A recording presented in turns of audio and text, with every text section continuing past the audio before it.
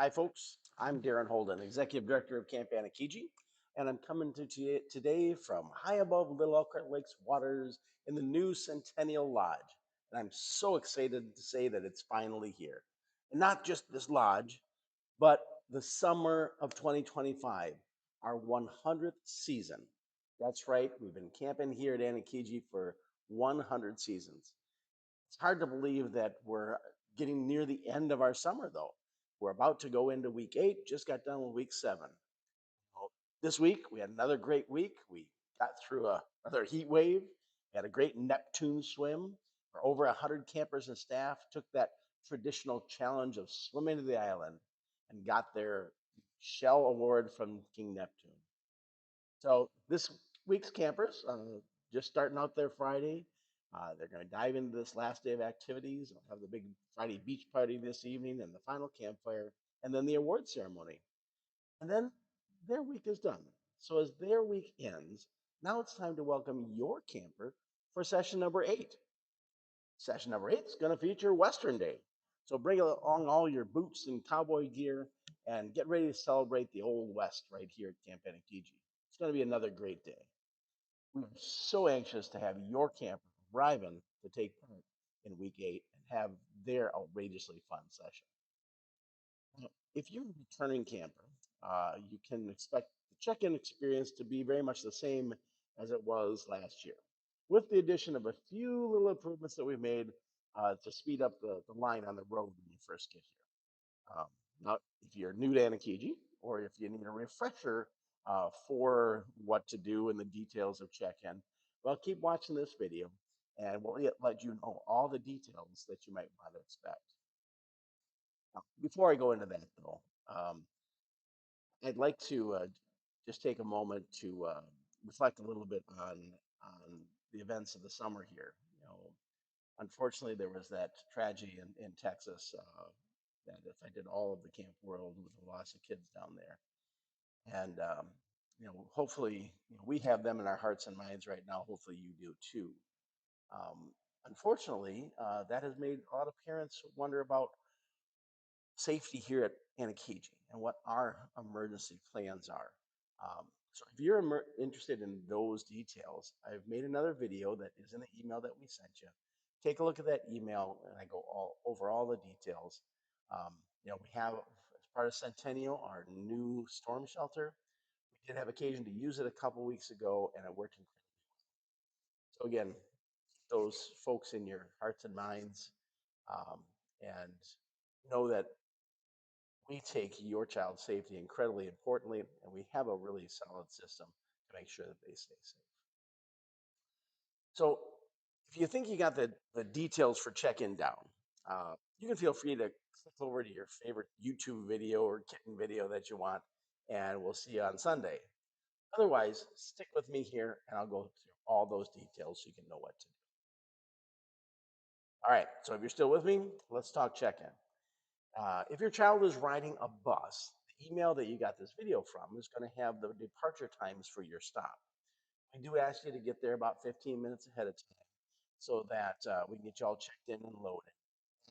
Time schedule is actually when we're hoping to leave those spots. Stops. You're going to be looking for a big yellow school bus with a big Anokijig sign, or a mini bus, kind of like the one you see in an airport shuttle. It's all decked out with Anokijig logos. The staff on the bus will have labels to mark your child's luggage. They'll collect any last minute paperwork, fees, medications, or trading post deposits. And then they'll be off down the road to start their Anokijig experience. Now, if you're bringing your child directly to camp, in your email, you've been sent an arrival window time or check-in time. Basically, what we've done is we split the camp population up into 3 big groups, and we have several sections coming every 30 minutes so that we don't have too many coming in all at once. Now, hopefully, it will make your check-in experience a little more pleasant and a little quicker instead of having 350 people here arrive all at the same time. Now, we ask that you don't come earlier than your time slot. However, if you have multiple campers, you will want to come for the earliest drop-off time, and you will be able to drop off the other campers. because parking is already always a premium here. So we schedule that all out to have a certain number of cars coming in and out so we can empty parking spots and fill parking spots. If you do arrive a little early, your schedule gets you here a little bit early. We'll have a little temporary lot we'll put you in to hang out until space clears to go to the lot that you're assigned to. So it won't take too long either way. When you come to camp, you're going to be met on the camp road by a staff member with clipboard, and they're going to put a sign on your windshield indicating your child's living section, and they'll put another little sign on your windshield if you have medications to turn in. It's there at the road, right where the people walk up with the clipboards, where you'll officially check into camp. Now, if you've got all your paperwork and your fees and all that in, they're going to give you what we call the golden ticket. Might be green, might be yellow, might be orange, but that's our golden ticket. And that's what you're going to present to the staff at the living section to signify that you have passed all the office tests and you're ready to move in. Now, if by chance you don't have anything in, you're going to receive a little white placard.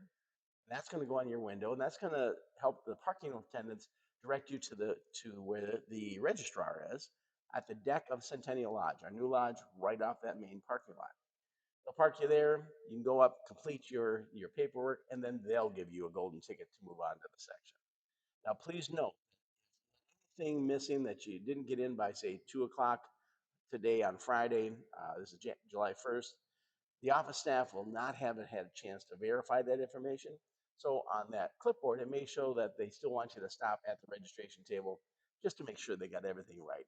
Uh, they'll make it really, really quick and get you on your way. So for everybody though, as you pass that check-in area, you'll proceed to the main parking lot where you'll be directed either to your child's sectional drop-off area, or if you've got medications to turn in, over to that Centennial Lodge. On the lower level of Centennial Lodge, there'll be a tent there that the nurses will check in your medications, and they'll make it smooth and easy. You get to tell them how it gets taken. Remember though that when your medications, you want to bring them in the labeled bottles with the kids' names, or if it's over the counter in the original packaging. We can't have them come in pill organizers because then the staff don't know what they're giving their kids. So take care of that, and then after that, you'll be able to move on to your designated parking area. Now, when you do get to that designated parking area, a staff member is going to direct you to a luggage trailer or luggage holding area for your child's section, where if you want to, you can put the bulk of your luggage. On the back of the sign that's on your windshield is a map of the camp.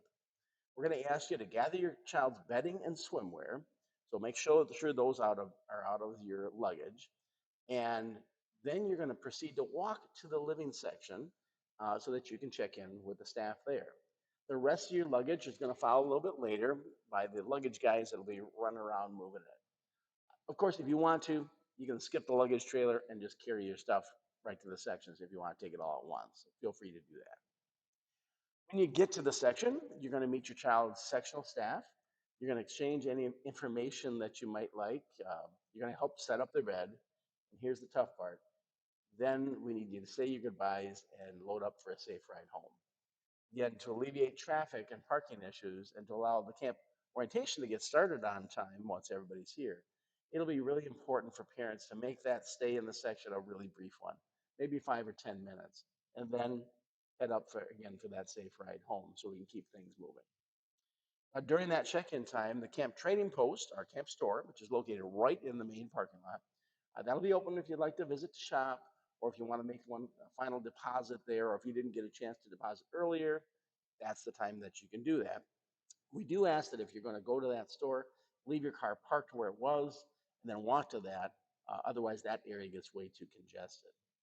Now, when you go to leave camp, you're going to keep that window sign that had the map on it, because also on there is your child's checkout time for next Saturday, which is going to be done in two ways. We'll do one at 9 a.m. to 9:30 and one from 9:30 to 10. And at that time, the kids and all their stuff will already be in those parking areas. So you'll be able to pull in, meet your kid, get all the stuff, load them up, turn around, go right back out. So it makes it even a little quicker process than at check-in. We're going to send you an email probably, late on Thursday, early Friday, just to remind you of that timing at the end of the session. So, but keep that sheet with you, then you know for sure. Now, included on that sheet are instructions on how to use the Bunk One email service, so you can send quick letters back and forth, and your campers can communicate with you. Uh, Also, it's got the directions for our photo site. Now, a word about the photo site.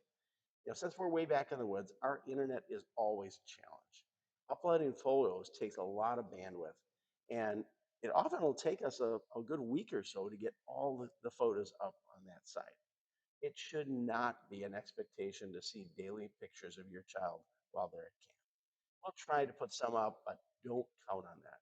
We do try to post a small number of photos each day on our Facebook and Instagram site, maybe a dozen or so photos, so you can get a taste of what's going on. So if you want a more frequent snapshot of what's going on at camp, that's going to be the best vehicle for you to go to for that. Now, our biggest concern has always been your camper safety and their positive experience.